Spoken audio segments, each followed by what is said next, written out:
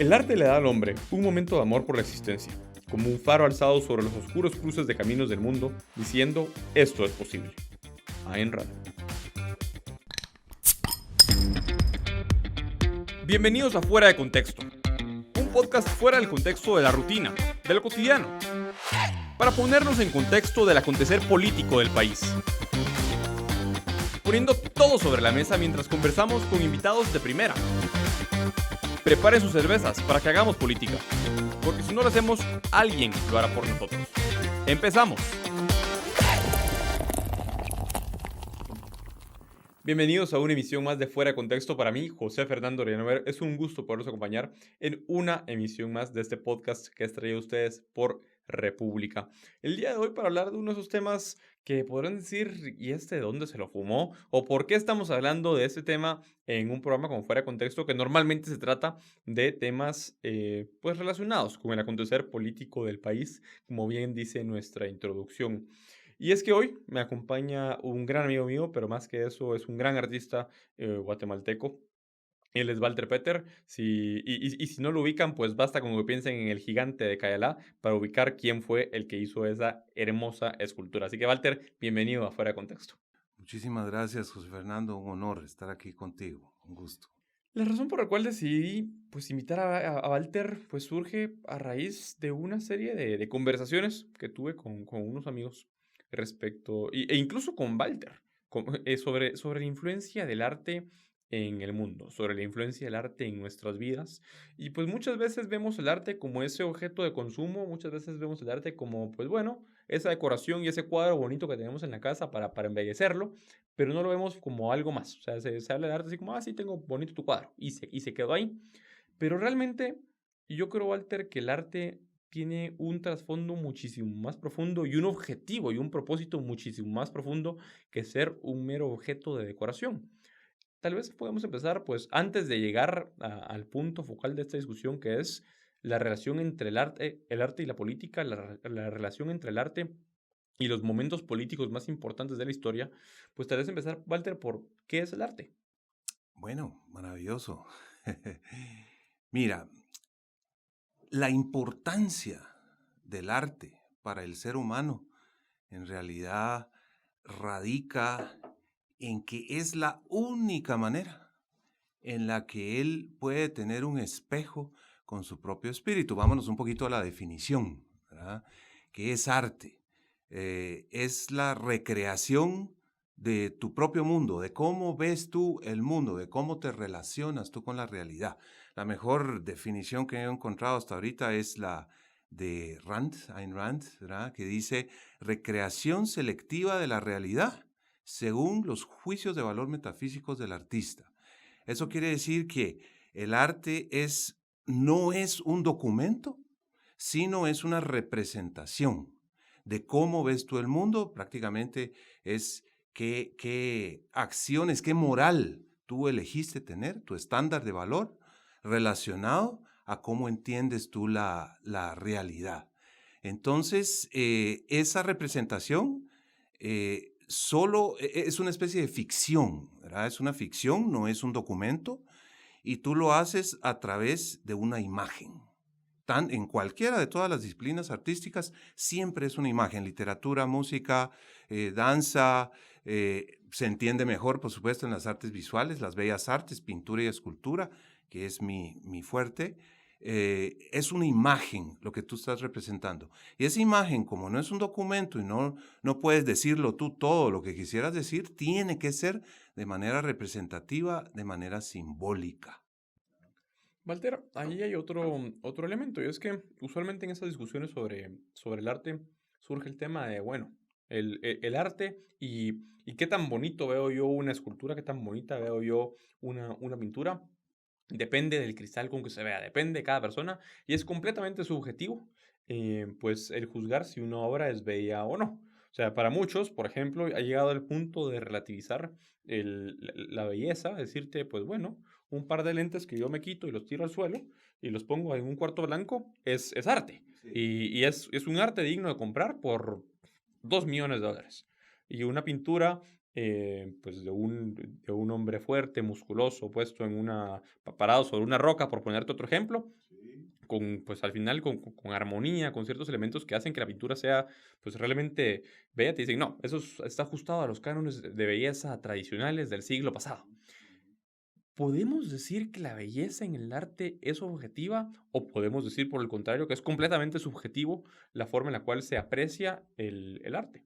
Mira, tal vez hay que ampliar un poquitillo más en los términos y regresar un poquitillo, ampliar un poquito, profundizar en la definición de arte, porque subjetiva es, digamos, la elección de cada artista de qué va a expresar.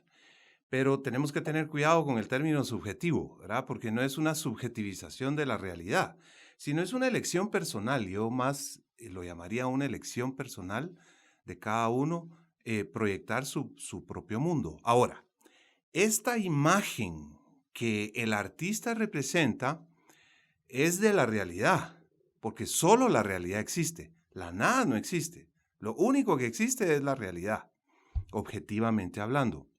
Entonces, si uno lo que va a hacer es representar a la realidad, esta imagen tiene que tener sentido, es decir, debe entenderse. Y para que se entienda, tiene que tener aspectos, símbolos, solo extraídos de la realidad. Entonces, aquí es cuando entra, digamos, la variable de la belleza y donde se vuelve obligatoria para el arte, porque la belleza tiene básicamente dos diferentes aspectos, diría yo, ¿verdad? Vámonos primero a la definición, que es básicamente orden, armonía, ¿verdad? Que es la integración de cada una de las partes al todo, logrando la correcta proporción y relación de todas las partes, pero tiene dos aspectos fundamentales. Uno es que el orden, como nuestra mente funciona a través de jerarquías, formación de conceptos, y los guardas tú en el subconsciente a través de un orden de jerarquización específica, ese orden se traduce a que cualquier elemento parecido que nosotros encontremos en la realidad, que entendamos, lo veamos ordenado y armonioso, nos provoca placer. Ahora, ese es el aspecto, diría yo, más filosófico, ¿verdad? Espiritual, mental, el placer de la belleza. La obligatoriedad de la belleza en el arte viene de que el arte tiene que ser claro, tiene que ser ordenado, tiene que ser elocuente. No puede ser vulgar ni corriente porque eso sería más documental, tal como es lo que no queremos nosotros percibir en la realidad. Nosotros necesitamos que sea ordenado para poderlo entender, armónico para poderlo entender. Esa es la parte, diría yo, semiótica de la relación entre la belleza y el arte.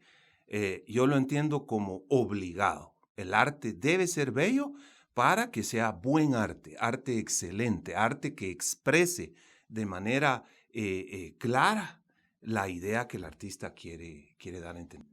Y en ese caso, Walter, esas esculturas que están dentro de los museos, como por ejemplo lo que yo te mencionaba, tal vez no irnos al absurdo de un par de lentes tirados, o un par de lentes rotos, o un vaso roto en medio de un gran cuarto blanco, un gran cuarto amarillo, sino pues arte feo, arte grotesco, arte que pues uno lo ve y no particularmente lo entiende, o arte abstracto, puede ser considerado arte. Mira, esa es la pregunta del O sea, millón incluso, y te y interrumpo para agregar un elemento más. Por ejemplo, hay veces que yo he visto en casas de amigos míos, que he visto en museos, pues pinturas en las cuales tenías un cuadro amarillo, un cuadro rojo y un cuadro azul. Ujú, Literalmente, son lienzos pintados de rojo, de blanco y ujú. azul. O de rojo, amarillo y azul. Sí, sí. No importa. El punto es que si tú lo ves en medio de una sala, puedes decir, pues sí, se ve bonito, pero puedes llamarle a eso arte. No, no podés. Y simplifiquemos, digamos, la definición. Si arte es expresar una idea de manera elocuente y clara, ordenada, con belleza, cualquier elemento o producción artística que alguien decida hacer se comienza a alejar de esa definición, ¿sí? Comienza a ser o feo o comienza a entrar dentro de la categoría de menos arte. Queda dentro de la definición siempre y cuando sea figurativo, se entienda la idea, tenga algunos aspectos que armonicen, pero cada vez que te alejas de esas variables, deja de ser arte, especialmente cuando es ininteligible. Y ahí está la división clara. Cuando un objeto tú lo ves como estos cuadros azules que tú dices en la casa, o el arte conceptual que estabas mencionando, que son una especie, por ejemplo, de unas muñecas tiradas y de repente algún arena, y lo que el artista pretendió es representar tal vez no sé, una tristeza de una niña porque algo viejo, algún recuerdo. Esto entra dentro de documento totalmente irracional, ¿verdad? No hay un arreglo, no hay un sentido, no hay entendimiento. Es decir, tú lo ves y podría ser cualquier cosa. El famoso urinal de Marcel Duchamp, que es el que comienza, ¿verdad?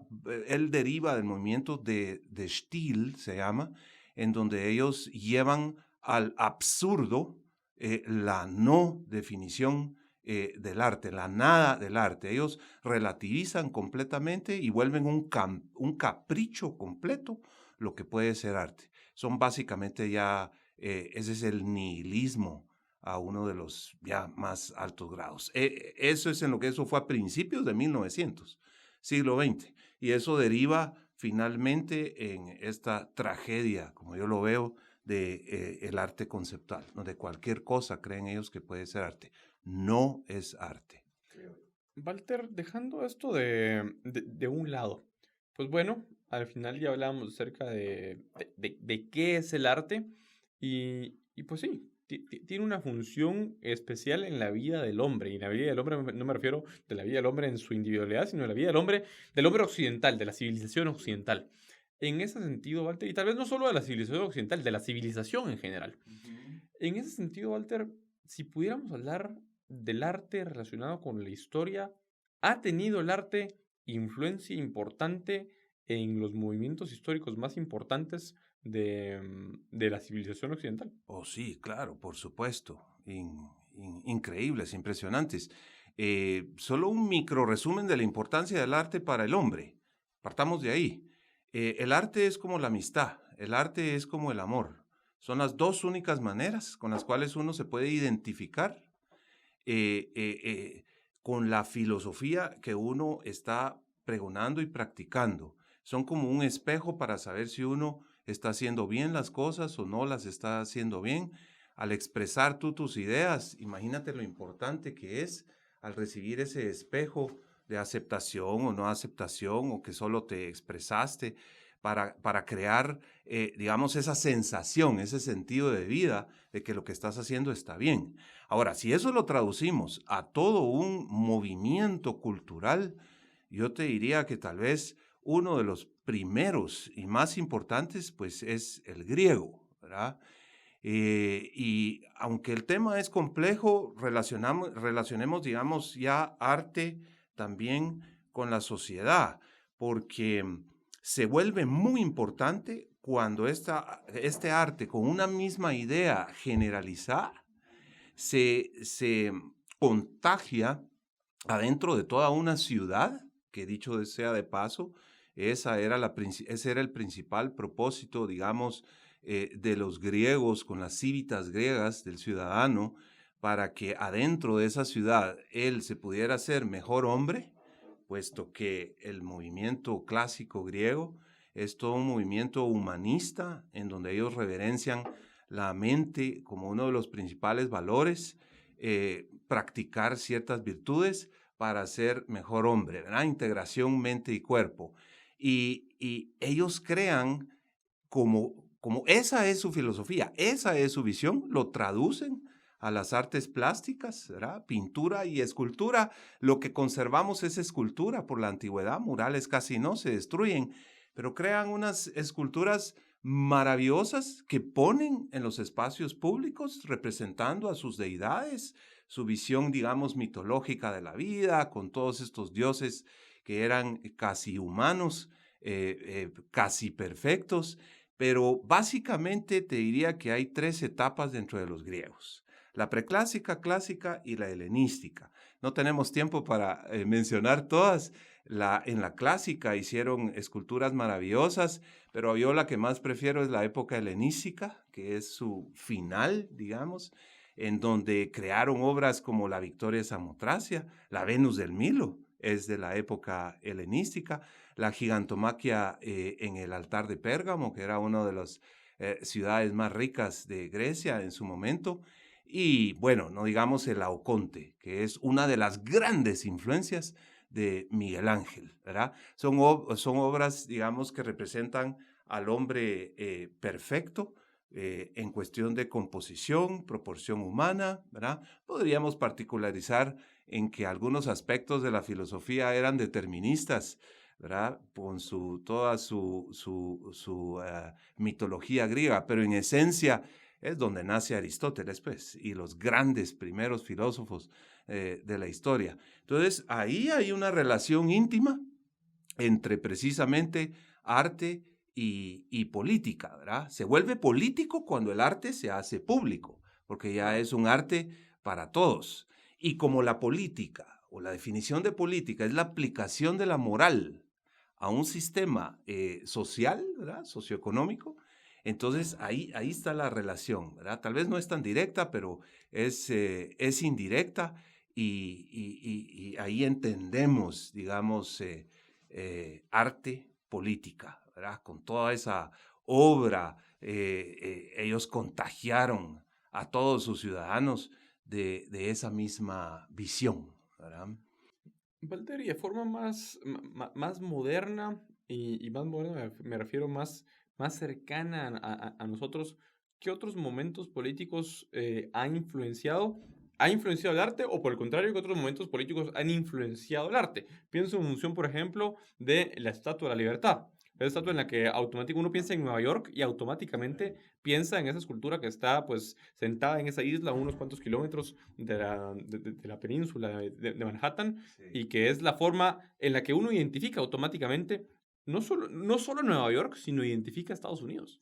Mira, hiciste una reflexión maravillosa, ¿verdad? ¿Qué viene antes, el arte o el movimiento cultural o, digamos, la política? Yo creo que primero es la política, pero la política viene de las ideas que tienen en realidad en ese momento y el arte es un resultado de esas ideas. Entonces van un poquito como de la mano, pero las ideas son las que hacen nacer eso. Yo te diría que antes de la Estatua de la Libertad me gustaría brevemente mencionar el Renacimiento, porque el Renacimiento fue un movimiento importantísimo, también ligado a política, que después de la Edad Media, donde se había pretendido destruir, ¿verdad? Mente humana, los valores tradicionales y todo, con el renacer de esa visión griega, especialmente de Aristóteles, gracias a Santo Tomás de Aquino, se le da la vuelta a la visión del hombre con respecto